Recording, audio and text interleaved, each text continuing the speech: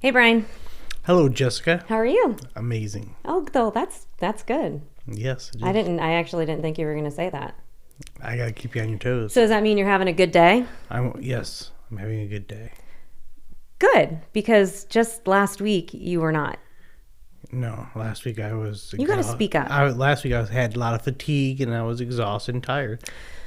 So that's what I want to talk about today. So I'm glad you have this variation of how you're feeling. Welcome to The Secret Life of Parkinson's, a podcast created by people living with Parkinson's to help break the stigma of a disease no one likes to talk about. Now here are your hosts, Jessica Krauser and Brian Baker. In a previous episode, I think when we were doing a Zoom call, and actually you've said this a couple times last year, is that you notice that you've had symptoms of something, like your shoulder or your elbow hurting, and then it goes away, and then like a year later you notice it comes back. Yeah, I've got like elbow, shoulders, ankles, wrists. You have all those parts? I do.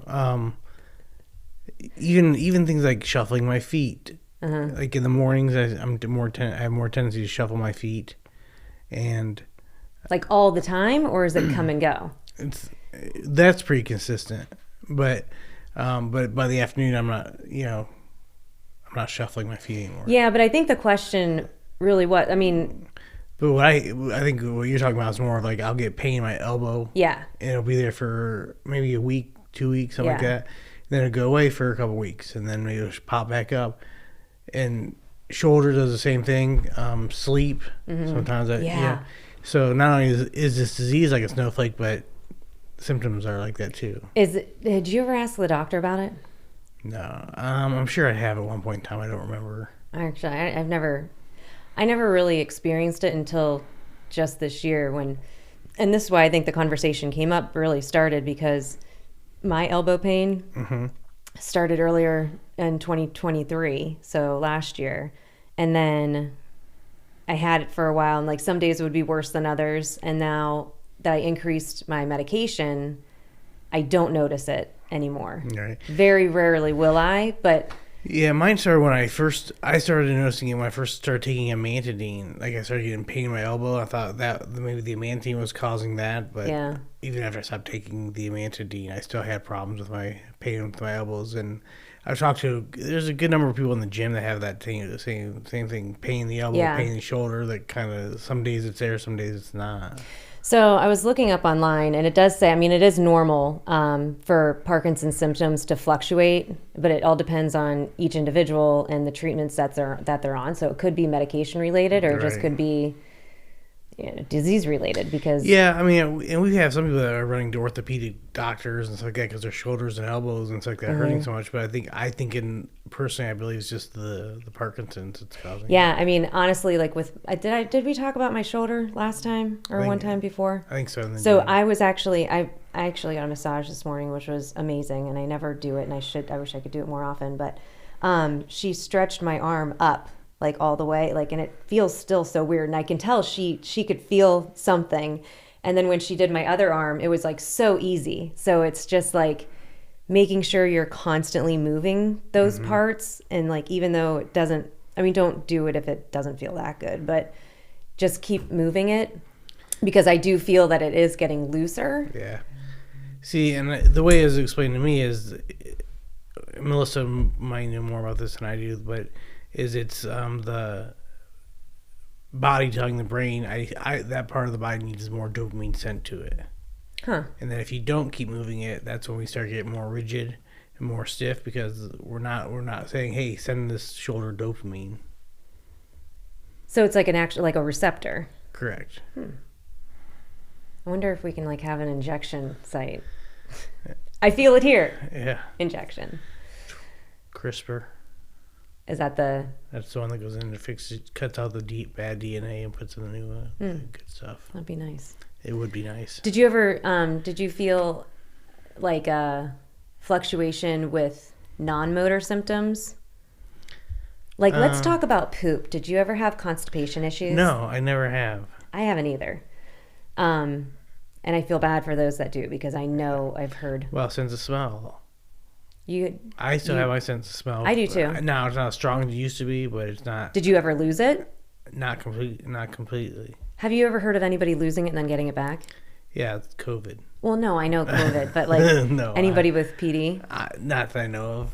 Yeah. I know people that have lost it, but I don't know that they've ever gained it back.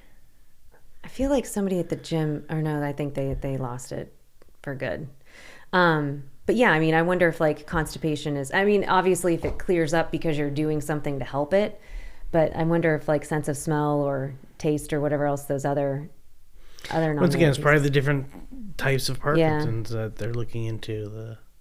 Maybe this might cause, this strand might cause these issues, and this strand might cause these issues. I don't know.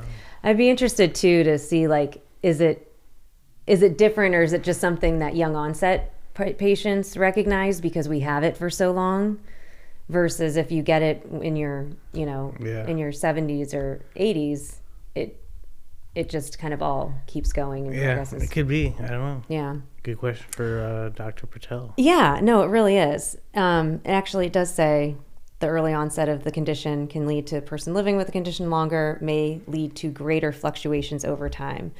So it's kind of, it's good, it's bad, and it's scary. Because it does say it can include your mental health conditions or sleep disturbances. Mine has been, I've actually been sleeping quite well, which I wasn't for so long, but now I'm only sleeping for like 5 hours. But I mean, I wake up a couple times in the night, let the dogs out, like that, it seems like. But, like one thing I have to do, like when I do that, or first thing in the morning, like when I'm walking down the steps, it's 1 foot, 1 step, 1 foot, 1 step. So, like baby steps. Yeah. And then later on during the day, I'll just up and down like no problem. Well, yeah, but that's due to the medication. I'm not on any medication. Oh, yeah, that's right. Huh. Yeah. So and it's still like that. Was it always like that before you had your DBS? No. I don't remember before the DBS. But as far as like, the DBS has helped me sleep a lot better. Yeah. So that helped resolve that. But like same thing with you, I'm only getting, maybe 3-4 hours of uninterrupted sleep. But that's interesting though, that like, other people have that same issue of like they get out of bed and they're like, I need to take my carbidopa levodopa to kind of like get going. Yeah. But you don't have that. You just have the leads from the DBS, but then later on in the day you're fine. Correct. Does it work differently during the day? I don't think, I'm sending the same pulses. Yeah. That is a question for Dr. Patel. Cool. Good times. Yeah. Learn lots. Yeah. I don't know if that helps anybody, but at least it's one of those things that I like to know this stuff, so I know I'm not crazy of like, I swear this hurt before and now it doesn't.